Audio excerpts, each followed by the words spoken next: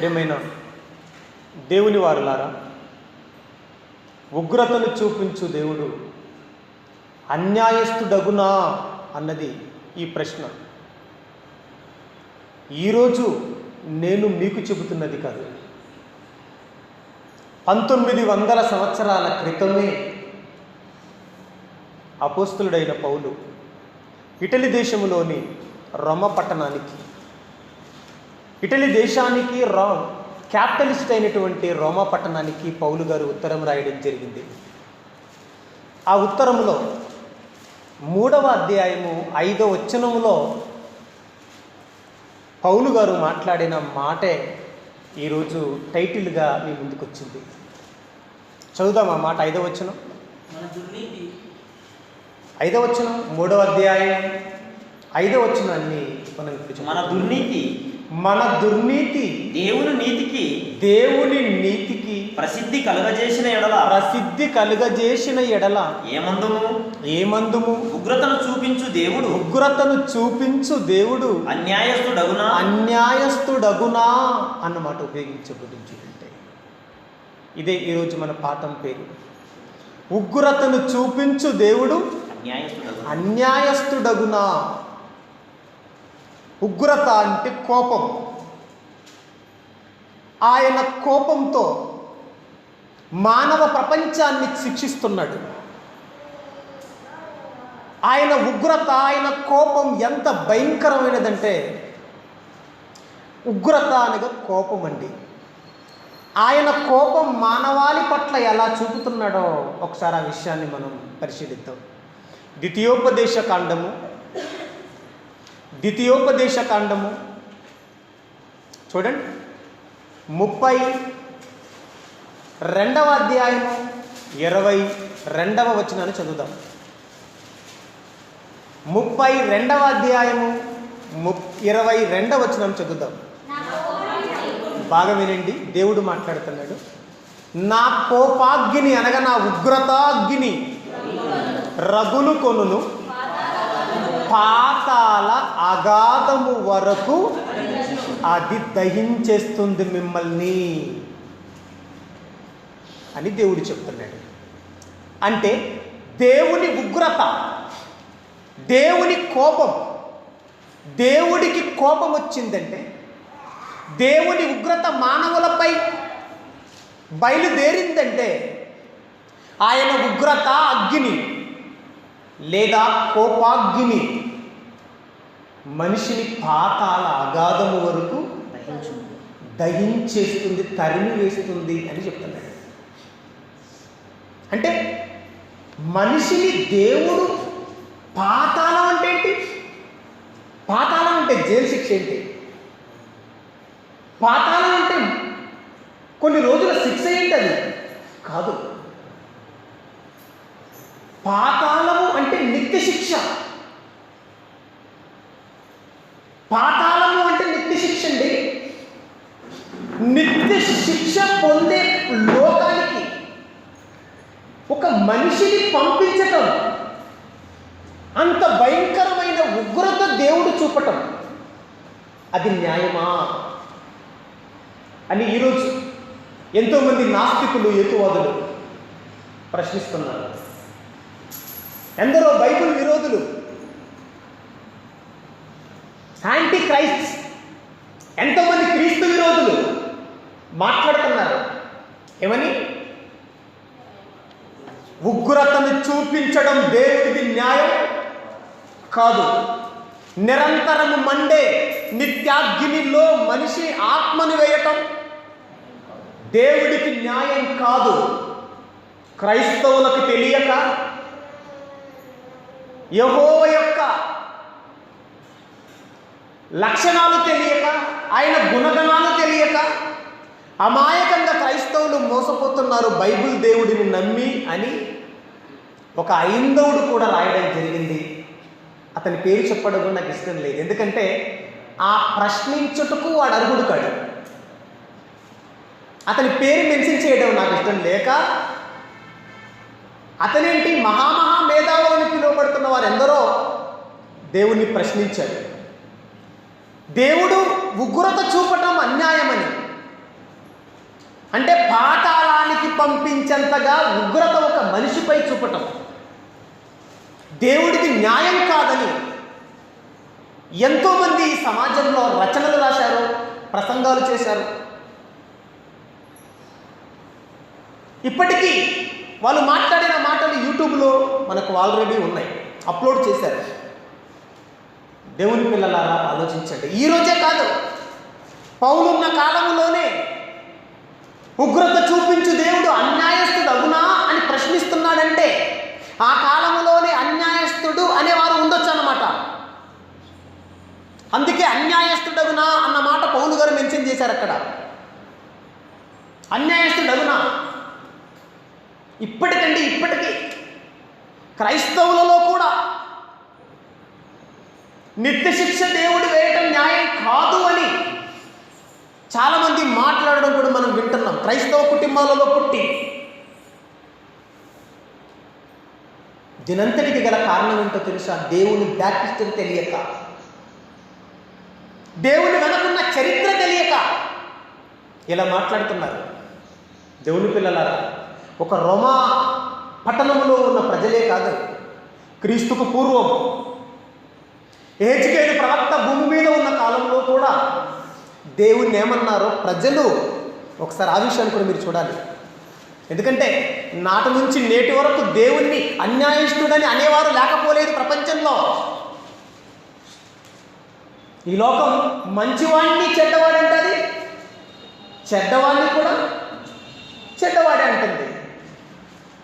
ఎందుకంటే లోకానికి ఎవడు మంచో ఎవడు చెడ్డో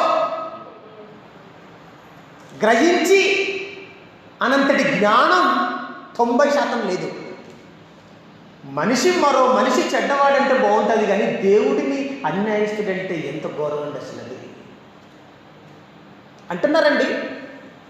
పౌలు గారు ఉగ్రత చూపించు దేవుడు అన్యాయస్తుడు అగునా అన్నాడంటే అక్కడ ఉన్న వాళ్ళ మనసులలో ఉన్న అభిప్రాయాలను దృష్టిలో పెట్టుకొని మాట్లాడుతున్నాడు అనమాట. వాళ్ళ అన్యాయస్తుడు అని అన్నారేమో బహుశా.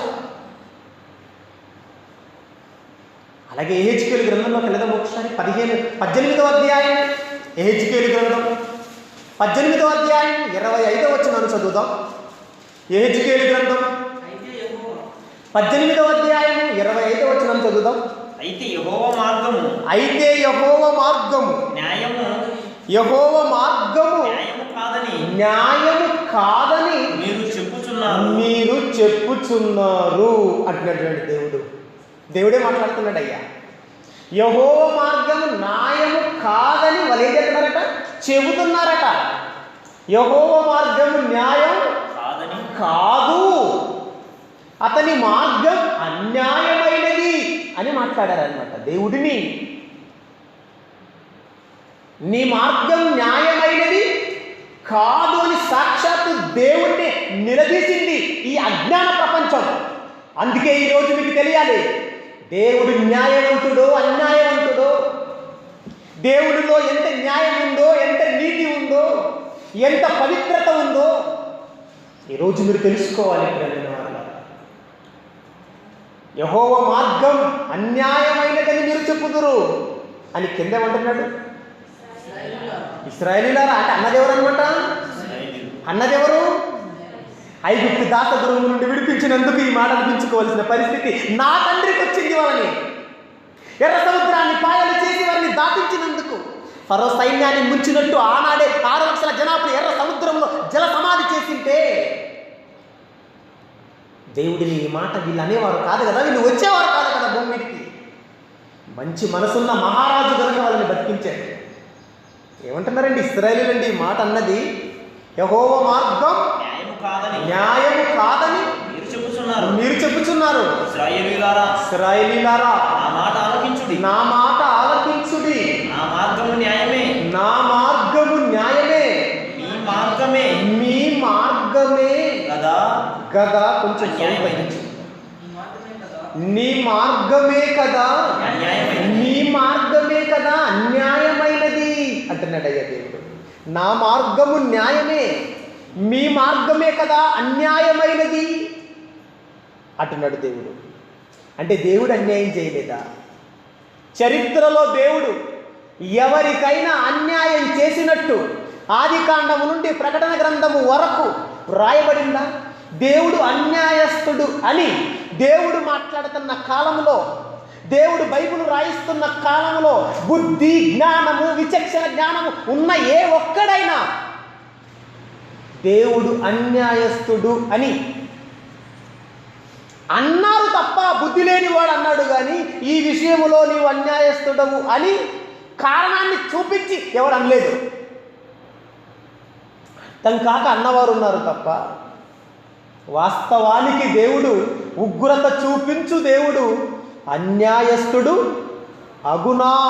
అగునో లేదో కొన్ని సందర్భాలను బైబిల్లో నుంచి మీకు చూపిస్తాను. కొంతమంది భక్తులు బైబిల్లో రాశారు ఆయన గురించి, దేవుడి యొక్క న్యాయం గురించి.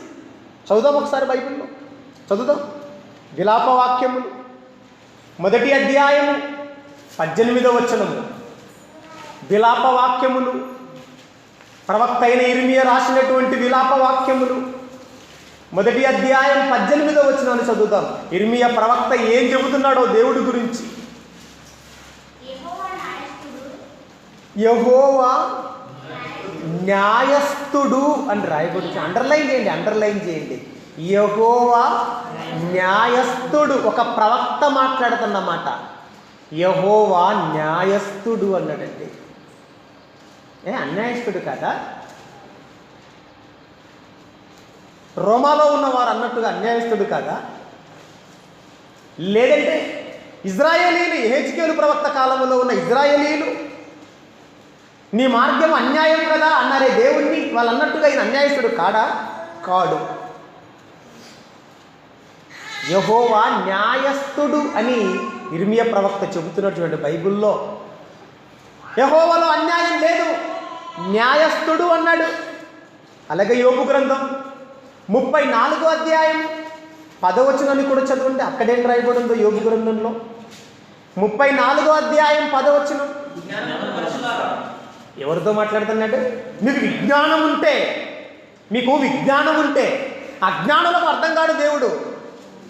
నశించు వారికి క్రీస్తు శిలువ వెర్రితనముగా ఉంటుంది, రక్షింపబడు వారికి దేవుని శక్తి కనబడుతుంది. అందులో దేవుని నీతి కనబడుతుంది, మనిషికి దేవుని న్యాయం కనిపిస్తుంది. అయ్యా, నశించిపోయే వాడికే దేవుడు అర్థం కాడు. మనోనేత్రాలు ఆరిపోయినవాడు. చూడండి ఏం మాట్లాడుతున్నాడు. విజ్ఞానము గల మనుషులారా నా మాట ఆలకించుడి. దేవుడు అన్యాయము చేయుట అసంభవము, సర్వశక్తుడు దుష్కార్యము చేయుట అసంభవము అన్నాడు. చూశారా? దేవుడు అన్యాయము చేయుట అసంభవం. అసంభవం అంటే సంభవించదది. దేవుడు దుష్కార్యము చేయుట అసంభవం అన్నాడు. అంటే దుష్కార్యం చేయడండి దేవుడు. అన్యాయం చేయడా? అన్యాయం చేయుట అసంభవం అని ఒక భక్తుని నోట వచ్చింది మాట. ఆయన అన్యాయం చేయడు, న్యాయస్థుడు అని ఒక ఇర్మియా ప్రవక్త నోట మీరు విన్నారు విలాపవాక్యంలో. అలాగే మరొకరు చూడండి. దానియేలు గ్రంథము 9వ అధ్యాయం 7వ వచనం చదువుదాం. దానియేలు గ్రంథము 9వ అధ్యాయము 7వ వచనం చదువుదాం. చూడండి ఏమంటున్నాడు. ప్రభువా, దానియేలు మీకు తెలుసుగా, దానియేలు ఎంత గొప్పవాడో. బబులోను సామ్రాజ్యంలో అతనికి ఏ స్టేజ్, అతనికి ఏ పోస్ట్ ఉందో మీకు తెలుసు. ఆయన ఏ స్టేజ్లో ఉన్నాడో మీకు తెలుసు. అతని స్థాయి ఏంటో మీకు తెలుసు. ప్రభువా నీవే నీతిమంతుడవు. ప్రభువా నీవే నీతిమంతుడవు. మేమైతే సిగ్గు చేత ముఖ వికారం పొందినవారు. అంటే నీ ఎదుట ముఖం ఎత్తుకొని నిలబడడానికి మాకు అర్హత లేదు. సిగ్గొస్తుంది నాయనా నీ దగ్గర నిలబడాలంటే.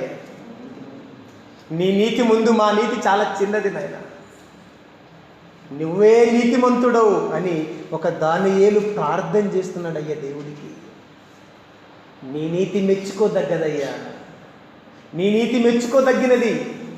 నీ నీతి చాలా గొప్పది. మా రాజులు, మా న్యాయాధిపతులు, మా పితరులు మేమంతా అన్యాయం చేశాం నీకు. నువ్వు న్యాయవంతుడో, నువ్వు నీతిమంతుడో, మేము అపరాధులం అని ఒక ప్రవక్త ఒప్పుకుంటున్నాడు. చూడండి బైబిల్లో ఇక్కడ నీవే నీతిమంతుడవని ఎక్కడుండి ప్రార్థన చేస్తున్నాడు తెలుసా? చెరలో ఉండి, బబులోను చెరలో ఉండి ప్రార్థన చేస్తున్నాడు. ఇరాకు దేశంలో ఉండి ప్రార్థన చేస్తున్నాడు. నాయన, మా తండ్రులు పాపం చేసినందుకే మమ్మల్ని ఇక్కడికి పంపావు. నువ్వు మాత్రం నీతిమంతుడవే, కానీ మేము ఈ శిక్ష అనుభవించడానికి కారణం నువ్వు కాదు, మా తండ్రులు, మా రాజులు, మా అధిపతులు అని వాళ్ళు ఒప్పుకుంటున్నారు. చూడండి, అంటే ఒక దానియేలు ప్రవక్త కూడా ఏం చెబుతున్నాడు చెప్పండి ప్రేమైన వారులారా? దేవుడు నీతిమంతుడనే చెబుతున్నాడు కదా. మీ అందరికీ తెలిసిన నెహెమ్యా తెలుసు కదా. నెహెమ్యా కాలంలో ఉన్న నీతిమంతులందరూ దేవునికి ఏం మొరపెడుతున్నారో ఒకసారి మీరు చదవాలి ఆ మాట కూడా. నెహెమ్యా గ్రంథము 9వ అధ్యాయం 33వ వచనం. నెహెమ్యా గ్రంథము 9వ అధ్యాయము 33వ వచనాన్ని చదవండి దేవుని పిల్లలారా. నెహెమ్యా గ్రంథము మా మీదికి వచ్చిన 9వ అధ్యాయం 33వ వచనం. మా మీదికి వచ్చిన శ్రమలన్నింటినీ చూడగా, నీతిమంతులు మాట్లాడుతున్నారయ్యా, దేవుని మనసెరిగిన వాళ్ళు మాట్లాడుతున్నారయ్యా, భక్తులు మాట్లాడుతున్నారయ్యా. బాగా ఆలోచించాలి మీరు. మా మీదికి వచ్చిన శ్రమలన్నింటినీ చూడగా, మా మీదికి వచ్చిన శ్రమలన్నిటిని చూడగా నీవు న్యాయస్థుడవే, నీవు న్యాయస్థుడవే. శ్రమలలో ఉన్నవారే అంటున్నారేమని? నీవు న్యాయస్థుడవే. మా మీదికి దేవుడా నువ్వే శ్రమలు పంపించావు, కానీ ఈ శ్రమలు మాకు పంపించట్లో నువ్వు అన్యాయస్తుడవు కావు. నీవు న్యాయస్థుడవే, మేమే అన్యాయస్తులం. నువ్వు సత్యముగానే ప్రవర్తిస్తున్నావు, కానీ మేము దుర్మార్గులమైతివి. దుర్మార్గులం అంటున్నారండి. శ్రమ పొందుతున్నవాడు, దేవుడి నుండి ఏ శ్రమ పొందినవాడు ఏమంటున్నాడు? అన్యాయస్తుడు దేవుడని వీడు మాట్లాడుతున్నాడు. శ్రమ పొందిన వాళ్ళే, శ్రమలలో ఉన్నవారే, అగ్ని వంటి శ్రమలు పొందుతున్న వాళ్ళే ఏం ప్రార్థిస్తున్నారు దేవునికి? మా మీదకి వచ్చిన శ్రమలన్నింటినీ చూడగా నీవు న్యాయస్థుడవే దేవా, నీవు సత్యముగానే ప్రవర్తించావు అని వాళ్ళు మాట్లాడుతున్నారు. చూసావా? మేము దుర్మార్గులం, నీవు సన్మార్గుడవు అంటున్నారండి వాళ్ళు. దేవుని పిల్లలారా, ఈ మాటలన్నీ చూస్తుంటే మీకేమనిపిస్తుంది? ఉగ్రతను చూపించు దేవుడు అన్యాయస్తుడగునా? అన్యాయస్తుడు అన్నారా భక్తులు? ఒక ఇర్మియా ప్రవక్త, ఒక దానియేలు ప్రవక్త, యోబు గ్రంథములో యోబు స్నేహితుడు, అలాగే ఒక దానియేలు ప్రవక్త, చివరికి నెహెమ్యా గ్రంథములో కూడా భక్తులు, అనేక మంది భక్తులు దేవునికి ప్రార్థన చేస్తున్నారు. ఇక్కడ ఆలోచించండి, దేవుడు అన్యాయస్తుడు మాత్రం చెప్పండి కాడు అని తెలిసిపోయింది. మరి ఎందుకయ్యా శిక్షిస్తాడు? ఎందుకు శిక్షిస్తాడు? మరి శిక్షించడం అన్యాయమా? అసలు దేవుడు ఎందుకు శిక్షిస్తాడో ఆ విషయాన్ని మనం చూద్దాం బైబిల్లో. ఓకే, ఎందుకు శిక్షిస్తాడో దేవుడు శిక్షిస్తున్నట్టు కారణం ఉండాలిగా. శిక్షిస్తున్నాడు. న్యాయవంతుడైతే మరి శిక్షించకూడదు కదా, పిల్లల్ని క్షమించి సంఖ పెట్టుకోవాలి కదా. న్యాయవంతుడైతే పిల్లల్ని శిక్షించకూడదు కదా, పరలోకంలో చేర్చుకోవాలి కదా అనే కదా మనం ప్రశ్నించేది ఇప్పుడు దేవుడిని. దేవుడు ఏమంటున్నాడు చూద్దాం. ఇర్మియా గ్రంథం ఒకసారి బైబిల్ ఉన్న ప్రతి ఒక్కరూ తీసి చూడాలంటే ఇర్మియా గ్రంథంలో దేవుడు ఏం చెప్పాడో చూద్దాం. చూడండి ఒకసారి. 32వ అధ్యాయం, ఇర్మియా గ్రంథము 32వ అధ్యాయం చూడండి ఒకసారి ఏమంటున్నాడు.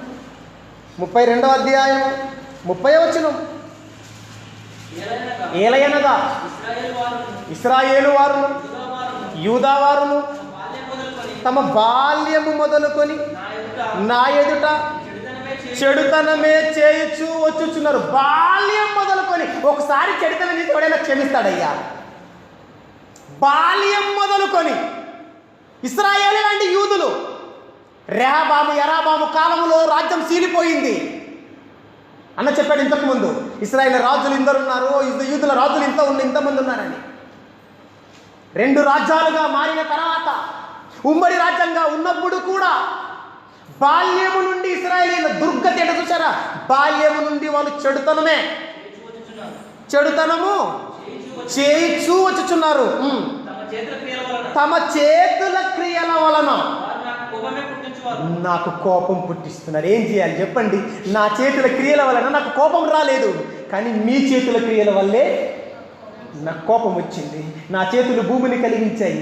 ఆ రోజు నుంచి ఈ రోజు వరకు భూమి మీకు పండుతుంది కదా. ఆ రోజు నుంచి ఈ రోజు వరకు భూమి మీ ఆకలి తీరుస్తుంది కదా. నా చేతులు చేశాయి సూర్యుడిని.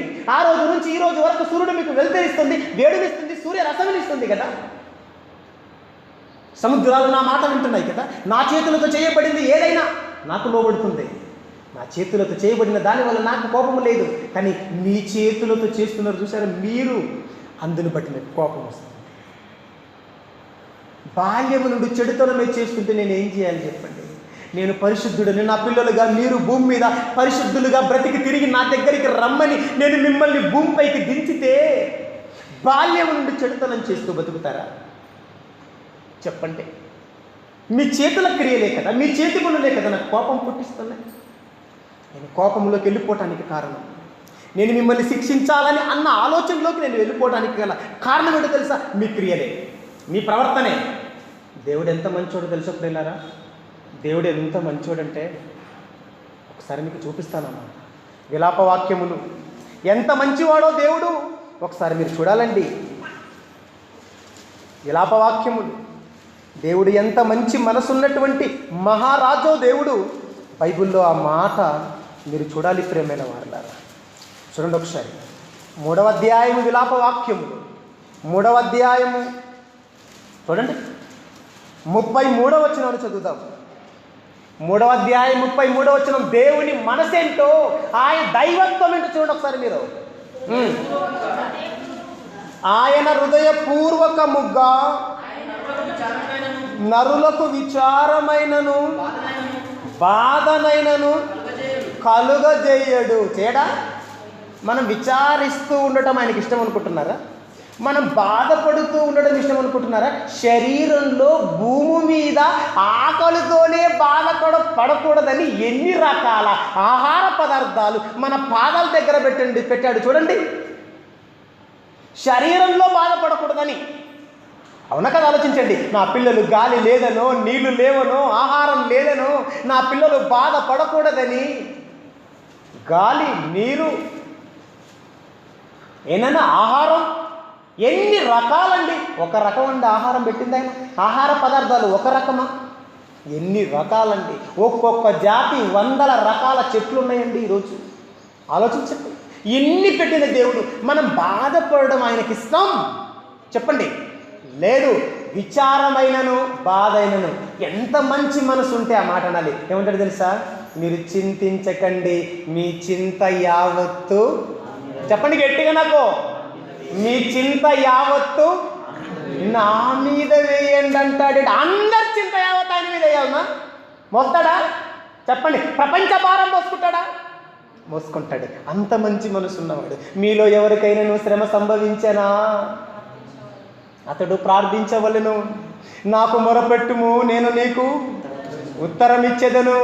ఇంత మంచి మనసు ఉన్నవాడు. తల్లి మరచినా నేను మరవను, తండ్రి విడచినా నేను విడువను, ఎడబాయను, కొనకను, నిద్రపోను.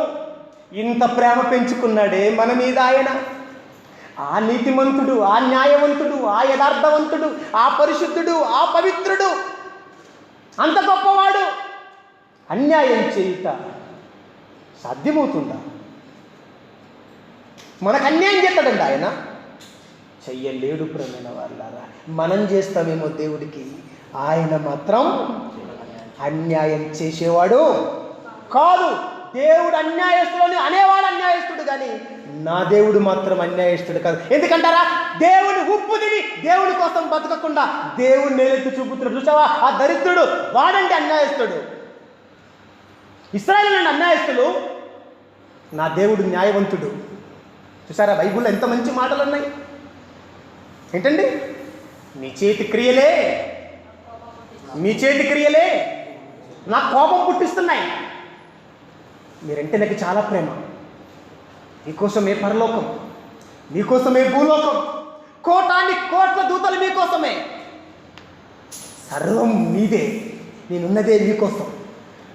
దేవుడంటాడండి బైబిల్లో, ఇంత మంచి మనసున్న మహారాజుని అన్యాయస్తుడు అనటానికి ఎలా వచ్చిందండి వాళ్ళకి నోరు? ఉగ్రతను చూపించు దేవుడు అన్యాయస్తుడు అవునా? కాడు ప్రేమ. అసలు హృదయపూర్వకంగా ఆయన మనం చింతించటం కానీ, మనం బాధపడడం కానీ దేవుడికి ఇష్టం ఉండదు తెలుసా?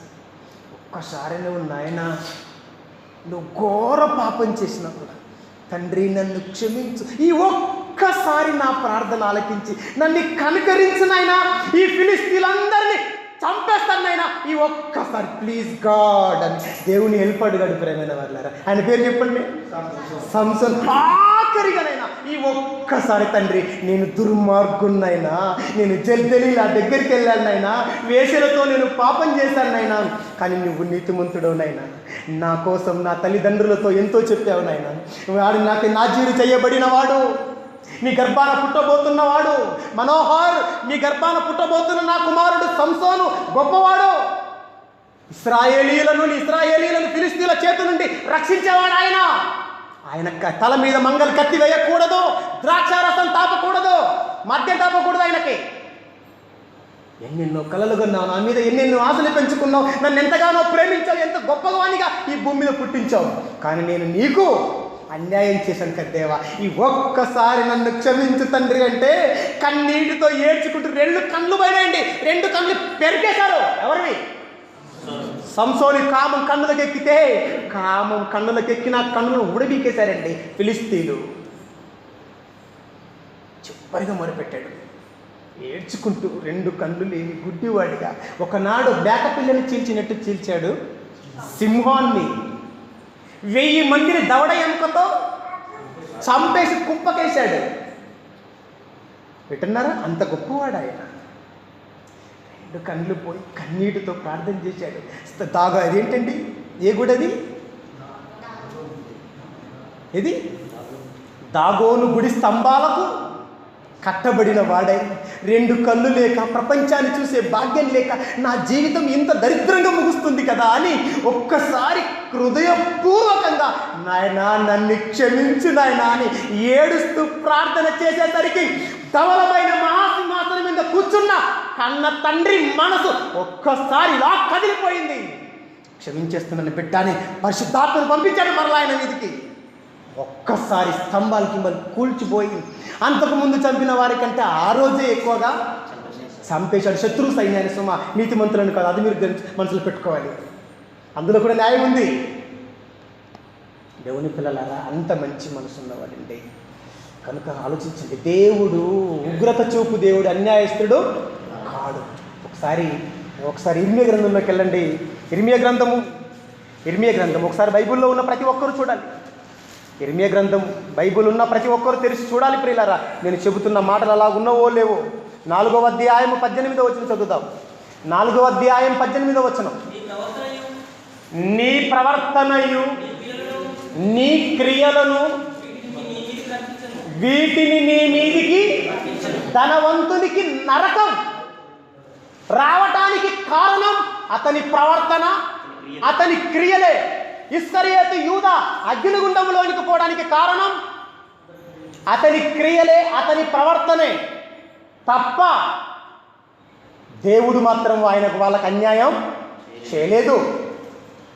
చూడండి, మీ క్రియలే, మీరు చేసిన క్రియలే, మీ ప్రవర్తననే వీటిని మీ మీదికి రప్పించింది. ఈరోజు ప్రకృతి వికృత రూపం దాల్చింది కదా, ప్రకృతి వైపరీత్యాలు జరుగుతున్నాయి కదా, ఇవి కూడా మన క్రియలను బట్టే వచ్చాయండి. దేవుడు బుద్ధిపూర్వకంగా వీటిని పంపలేదు. హృదయపూర్వకంగా మనం ఆకలితో అలమటించాలనో, హృదయపూర్వకంగా మన రోగాలతో అల్లాడిపోవాలనో, భూమి మీద మనం చచ్చిపోవాలనో ఆకలితో దేవుడు అనుకోలేదయ్యా. ఒక్కడు బాధపడితే తట్టుకోలేడు. తెలుసు మీకు దేవుడు అంటే ఏమనుకుంటున్నాడు? యేసుస్వామి అన్నాడు, తండ్రి మనసు ఎరిగిన వాడు, ఒక్క ఇచ్చిన వారిలో ఒక్కడు నశించుట నా తండ్రి చిత్తం కాదు, అందరూ అంతటా మారు మనసు పొందాలి. అది దేవుని మనసు. ఇంత ప్రేమ కలిగిన వాడు అన్యాయం చేస్తాడా చెప్పండి? లేదు ప్రేమైన వాళ్ళారా. దేవుడు నీతిమంతుడు, దేవుడు న్యాయవంతుడు. ఆయన న్యాయం, ఆయనకున్న న్యాయం ముల్లోకాలలో ఎవ్వరిలో లేదు. ఆయనే న్యాయవంతుడు. న్యాయవంతుడు అనాలంటే ఆయననే అనాలి. ఆయన తర్వాత యేసుక్రీస్తుని అనాలి. ఆ తర్వాత పరిశుద్ధాత్మను అనాలి తప్ప ఇంక వాళ్ళకంటే గొప్ప వాళ్ళు ఎవరున్నారు చెప్పండి?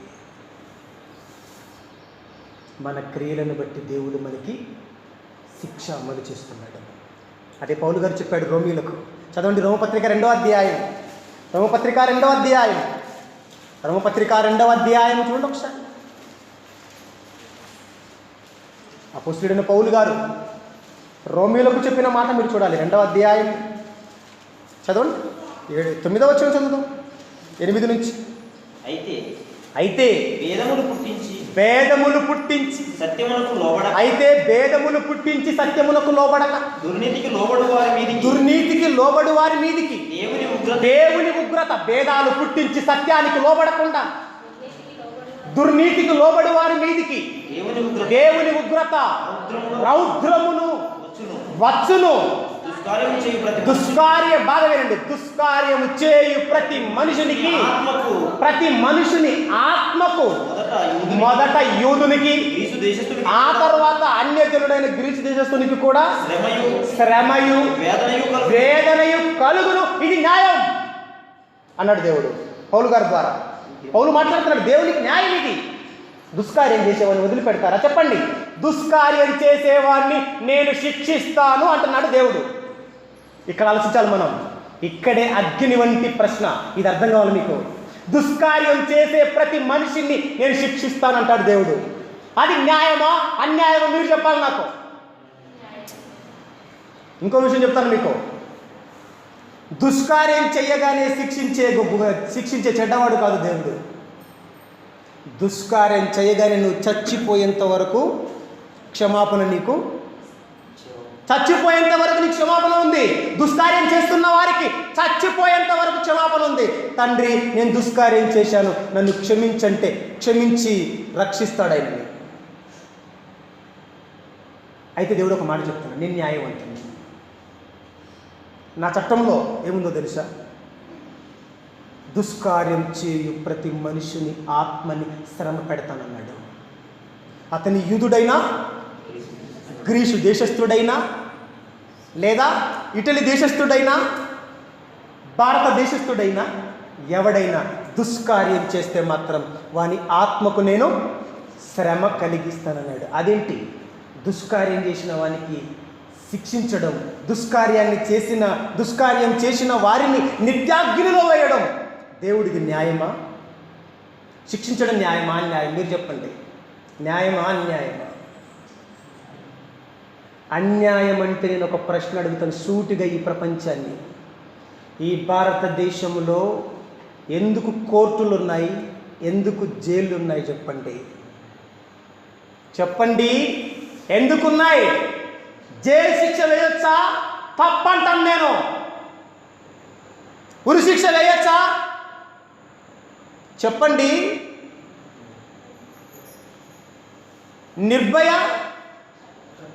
నిర్భయ చట్టం క్రింద ఎంతో మందిని ఉరి తీశారు కదా. మన దేశమే తీసిందా లేదా చెప్పండి నాకు. తీయొచ్చంటే సాటి మనిషిని చంపొచ్చా? జైలు శిక్ష వేయచ్చా? ఉరి శిక్ష వేయచ్చా? ఒక్కొక్క దేశంలో ఒక్కొక్క శిక్ష. ఈరోజు అన్ని దేశాలు రాజ్యాంగాలు రాసుకున్నాయి కదా, అన్ని దేశాలు చట్టాలు రాసుకున్నాయి కదా. ఒక్కొక్క దేశానికి ఒక్కొక్క శిక్ష, ఒక్కొక్క ఆర్టికల్కి ఒక్కొక్క శిక్ష, ఒక్కొక్క నేరానికి ఒక్కొక్క శిక్ష కనబడుతుంది మనకి దేశాల్లో, ప్రపంచ దేశాల్లో. ఆలోచించండి దేవుని పిల్లలారా. మీకు ఒక విషయం తెలుసా? మన దేశంలో ఉన్న రాజ్యాంగం కూడా అగ్రరాజ్యాల నుంచి తీసుకోబడినదే. ఆలోచించండి. ఆల్రెడీ మనకు రాసిన వారే చెప్పారు మనకి, పలానా ఆర్టికల్ పలానా దేశం నుంచి తీసుకొచ్చాము, పార్లమెంట్ ఆర్టికల్ పలానా దేశం నుంచి తీసుకొచ్చాము అని, అసెంబ్లీ ఆర్టికల్ పలానా దేశం నుంచి తీసుకొచ్చాము అని వాళ్ళే మనకు చెప్పేశారు. రాజ్యాంగంలోనే ఉందని. దేవుని పిల్లలారా ఆలోచించండి. అంటే అన్ని దేశాల శిక్షలు ఉన్నాయా? నేరం చేసిన ప్రతి దేశంలో నేరస్తుని శిక్షించే చట్టం ఉందా అన్ని దేశాల్లో? ఏ దేశమైనా నేరస్తుని విడిచిపెడుతుందా చెప్పాలి నాకు? ఒక దేశంలో ఉరి శిక్ష, ఒక దేశంలో జైలు శిక్ష, ఒక దేశంలో తుపాకీతో కాల్చడం, మరొక దేశంలో కత్తితో నరకటం. ఒక్కొక్క దేశంలో ఒక్కొక్క శిక్ష అమలు చేస్తున్నారు. ఇది మనకు తెలుసు. ఎందుకంటే ఈరోజు ప్రపంచం మన అరిచేతిలో కనబడుతుంది. ఏదది? మొబైల్ ఫోన్ వచ్చింది కదండి. ఫోన్ వచ్చింది కదా. ఈ ఫోన్లో అన్నీ కనబడతాయి మనకు. దేవుని పిల్లలారా ఆలోచించండి. ఒకవేళ శిక్షించడం తప్పైతే అన్ని దేశాలలో ఉన్న చట్టాలన్నీ తప్పంటాను నేను. నిజమా కాదు చెప్పండి? జైలు శిక్ష తప్పే, ఉరి శిక్ష తప్పే, తుపాకీతో కాల్చడం తప్పే, కత్తితో నరకడం తప్పే. నిజమండి, ఇవన్నీ తప్పు. ఇవి తప్పు కాదనుకుంటే చెప్పండి, దేవుడు కూడా శిక్షించటం తప్పు కాదు. మీకు ప్రశ్న వస్తుంది ఇక్కడ. జైలు శిక్ష జీవిత ఖైదీ 14 సంవత్సరాలే కదా. ఉరి శిక్ష కాసేపులో చచ్చిపోతాడు కదా. ఖడ్గంతో నరికితే కాసేపు చెయ్యిలో కాసేపులో చచ్చిపోతాడు కదా. తుపాకీతో కలిస్తే కొన్ని నిమిషాల్లో చచ్చిపోతాడు కదా. మరి దేవుడు నిరంతరం కాలుస్తాడు కదా. అది ఎలా సాధ్యమయ్యా అనుకుంటున్నారా? ఇదే నీకు అర్థం కావాలి ఇప్పుడు. ఇది నీ స్థాయి, ఇది మనిషి స్థాయి. భారతదేశపు స్థాయి ఎంతదంటే జైలు శిక్ష, ఉరి శిక్ష, ఈ రెండే భారతదేశపు స్థాయి. ఇది అగ్రరాజ్యాల స్థాయి తుపాకీతో కాల్చటం, కత్తితో నరకటం. ఇది మన స్థాయి. ఇది దేవుని స్థాయి ఏంటో తెలుసా? దేవుని చట్టం, దేవుని లాలో ఉన్నది ఏంటో తెలుసా? ఆయన మాట వింటే, వినకపోతే, ఆయన మాట విని బ్రతికితే ఆయన చట్టంలో ఏముందో చెప్తున్నాను మీకు. ఆయన ఇచ్చేది ఏదైనా నిత్యమే. ఇది మీరు బాగా ఆలోచించాలి. నిత్యమే ఇస్తాడు, నిత్య సుఖమైన ఇస్తాడు. చెప్పండి గట్టిగా. లేదంటే నిత్య శిక్షణ ఇస్తాడు, అంతే. ఆయన స్థాయి అది. నువ్వే ఆఫ్టర్ ఆల్ నువ్వు చీమలో అంటాడు. నువ్వు ఒప్పుకుంటే ఏంటి, ఒప్పుకోలేకపోతే ఏంటి? దేవుని చట్టం చెప్తుంది, బైబిల్ చెప్తుంది, నా తండ్రి చెప్పాడేమని. నా స్థాయి ఏంటో తెలుసా? ఇస్తే నిత్య సుఖం, నా మాట కాదంటే నిత్య శిక్ష. నేను ఇచ్చేది నిత్యం. మీకులాగే 15 సంవత్సరాలు, మీకులాగే 14 సంవత్సరాలు ఇలా కాదు. జాబ్ ఇస్తే ఎన్ని సంవత్సరాలు పెట్టుకుంటుందయ్యా ఈ ప్రభుత్వం? 55 కదా, 55 సంవత్సరాలు పెట్టుకుంటుంది కదా ప్రభుత్వ అధికారిగా, ప్రభుత్వ ఉద్యోగిగా. దేవుడు అలా కాదు. ఒకవేళ ఈ దేశం అధికారం ఇస్తే నరేంద్ర మోడీ ఎన్ని సంవత్సరాలు పెడతాడు సింహాసనం మీద? చెప్పండి. ఆఫ్టర్ ఆల్ 5 years కదా. దేవుడు సింహాసనం ఎక్కావో మళ్ళీ కిందికి దించే ఛాన్స్ లేదు. అదే నిరంతర సింహాసనం ఇస్తాడు. ఇస్తే నిరంతరం, ఏదైనా నిరంతరమే. వింటున్నారా? ఇది దేవుని లా, ఇది దేవుని చట్టం. ఇస్తే నిత్య జీవం, లేదంటే నిత్య నరకం. స్వర్గం, నరకం. నిత్యలోకం, నిత్య శిక్ష. నిత్య సుఖం, నిత్య బాధ. ఏది కోరుకుంటారు? ఇది దేవుడిది. నువ్వు చచ్చిపోయేంత వరకు అవకాశం ఇస్తాడు. మారితే మారు, లేదంటే పోతావు అన్నాడు దేవుడు. అందులో అన్యాయం ఉందా చెప్పండి? ఆయన స్థాయి అది. మరి నిత్య సుఖం ఇస్తున్నాడు కదా. మరి రేపొద్దున వెళ్ళిపోతాడయ్యా రాజుగారు. హైదరాబాదులో ఒక ఫంక్షన్ హాల్ మేనేజ్మెంట్గా ఉన్నాడు ఆయన ఇప్పుడు. కానీ రేపొద్దున ఫంక్షన్ హాల్ కాదు కదా, సింహాసనం మీద కూర్చోబెట్టుకుంటాడు రాజుగారిని దేవుడు. ఒకసారి గట్టిగా చప్పట్లు కొట్టండి. సింహాసనం మీద, తను సింహాసనం మీద కూర్చోబెట్టుకుంటాడు. ఇంత మంచి వాడిని ఏంటయ్యా, నీకేంటయ్యా? ఆయన ఉప్పు కదా ఇదంతా. ఈ ప్రకృతి ఆయన ఇచ్చాడు కదా, నీ శరీరం ఆయన ఇచ్చాడు కదా. నువ్వు కుమారుడుగా ఆయన మాట వినకూడదా? చెప్పండి. పిల్లలు తల్లిదండ్రుల మాట వినటం న్యాయమా అన్యాయమా? గట్టి చెప్పాలి నాకు. మరి దేవుడు మన తండ్రి అయితే, మనము ఆయన పిల్లలమైతే ఆయన మాట వినటం న్యాయమా అన్యాయమా? వినకపోవటం మనం అన్యాయస్తులం, కానీ దేవుడు మాత్రం అన్యాయస్తుడు కదా. నేను ఒక మాట అంటాను. ఒకవేళ దేవుని మాట వినకుండా, దేవుడు చెప్పినట్టు బతకకుండా, దేవుడిచ్చినవని ఉచితంగా తిని తాగి పాపం చేసి ఒక దుర్మార్గుడుగానో, ఒక ఉగ్రవాదిగానో, ఒక అంతకుడుగానో మారిపోతే వానికి దేవుడు స్వర్గం ఇయ్యటం అన్యాయం అవుతుంది. వాని నరకానికే పంపాలి. నేనైనా ఇక్కడ మాట్లాడుతున్న నేనైనా నా దేవుని ఆజ్ఞ ధిక్కరిస్తే నాకు స్వర్గం ఇయ్యటం దేవుడికి న్యాయం కాదు. తల దించుకుని నరకంలో పడాల్సిందే మనం. ఆలోచించండి. ఉగ్రత చూపించు దేవుడు అన్యాయస్తుడగునా కాడు. ప్రేమైన వారులారా, ఆలోచించి ఒక మంచి నిర్ణయం తీసుకోండి. మంచి మాట చూపించి ముగిస్తేస్తాను. యోబు గ్రంథం 37వ అధ్యాయం, యోబు గ్రంథం 37వ అధ్యాయం 23వ వచనాన్ని చదువుదాం. యోబు గ్రంథం. బైబిల్ తెలియని, దేవుడు అర్థం కాని, దేవుని నమ్మని మూర్ఖులు మొరుగుతున్న ఆ మాటలకి మీరు భయపడకండి. అన్యాయం చేస్తున్నాడని దేవుణ్ణి అపార్థం చేసుకున్న ఎంతో మంది అజ్ఞానులను దృష్టిలో పెట్టుకోకండి, వాళ్ళని పట్టించుకోకండి. కుక్కలు మురుగుతుంటాయి ఎన్నో. చదవండి, బైబిల్లో దేవుడు ఏం చెప్పాడు? దేవుడు సర్వశక్తి గల దేవుడు, మహాత్యము గలవాడు, ఆయన మనకు అగోచరుడు. ఆయన నీకు అర్థం కావాలంటే నీ నరాలు చితికిపోవాలి రా. అర్థం కావాలంటే ఏమనుకుంటున్నావు? దేవుడు అంటే, దేవుడు మనిషికి అర్థం కావాలంటే దివారాత్రులు బైబుల్ని వడబోయాలి. అప్పుడు దేవుని మనసు అర్థమవుతుంది, ఆయన లా అర్థమవుతుంది నీకు. ఎర్ర సముద్రంలో స్పరో సైన్యాన్ని ఎందుకు ముంచాడు? వాళ్ళు దేవుని పిల్లలు, వీళ్ళు దేవుని పిల్లలు కాదా? అప్పుడు ఒక మూర్ఖుడు. వాళ్ళు దేవుని పిల్లలని తెలియదా? ఫరో రాజుకి తెలియదా? సైన్యానికి వాళ్ళని ఒక మహాశక్తి వెంబడిస్తుంది తెలియదా? భయపడి వెనక్కిపోవాలి కదా. ఎందుకు వచ్చారో? సముద్రం పాయలైతుంటే వెనక్కి రావాలిగా. ఎంత సాహసం చేశారు దేవుని మీద. అందుకే దేవుడు మట్టి పెట్టాడు, అందుకే జల సమాధి చేశాడు వాళ్ళని. ఆలోచించండి దేవుని పిల్లలారా, చదువుదాం. ఆయన మనకు అగోచరుడు, న్యాయమును నీతిని ఆయన ఏమాత్రమును చెరుపడు. ఎందువలన నీతి న్యాయము చెరిపేవాడాయన కాడు. పక్షపాతం ఉండదు. ఎవని క్రియలను బట్టి వానికి ప్రతిఫలం దొరుకుతుంది, జీతము దొరుకుతుంది. దేవుని మాట విని పరిశుద్ధుడుగా భూమి మీద బ్రతికి దేవుని చిత్తము నెరవేర్చిన వాడికి దేవుడున్న లోకం ఇస్తాడు. దేవుని మాట వినకుండా దేవుడిచ్చినవని ఉచితంగా తిని తాగి విచ్చలవిడిగా జీవించి చచ్చిపోతే వానికి నిత్య శిక్ష వేస్తాడు. ఇది దేవుని లా, ఇది దేవుడికి న్యాయం. అందువలన నరులు ఆయన యందు భయభక్తులు కలిగి ఉందురు. న్యాయం చెరిపేవాడు కాదయ్యా ఆయన, నీతిని చెరిపేవాడు కాదయ్యా.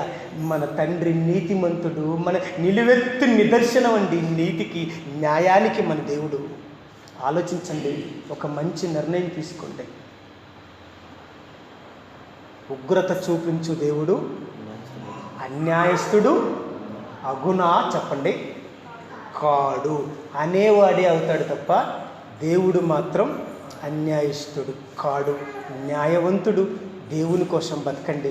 న్యాయంగా మన చేతిలో, మన ప్రభు చేతుల మీదుగా మన తండ్రి ఉన్న సింహాసనాన్ని అందుకుందాం. ప్రార్థన చేసుకుందాం కళ్ళు మూసుకుంటే. దేవా, ఎత్తబడిన మాట నిష్ప్రయోజనం కాకుండా చెప్పిన నాలో విన్న నా సహోదరి సహోదరులలో నీవే న్యాయవంతుడవని, నీవే నీతిమంతుడవని, నీవు ప్రేమమూర్తివని, క్షమించే మనసున్న మహారాజువని నీ పిల్లలు గుర్తెరిగి తండ్రి ఈరోజు చెప్పినటువంటి పాఠాన్ని యూట్యూబ్లో అప్లోడ్ చేయబోతున్నాం. ఎంతమంది అయితే నీ పిల్లలు వింటున్నారో వీళ్ళు విన్న వాళ్ళందరూ, ఒకవేళ వింటున్న వారిలో ఎవరైనా నిన్ను అన్యాయస్తుడు అన్నారా? అయితే విన్న తర్వాత నీవు న్యాయవంతుడవని మరలా నీ పాదాల మీద పడే భాగ్యాన్ని దయచేయమని క్రీస్తు నామాని ప్రార్థన సమర్పిస్తున్నాను తండ్రి. ఆమేన్. అధ్యక్షులకి సమయం.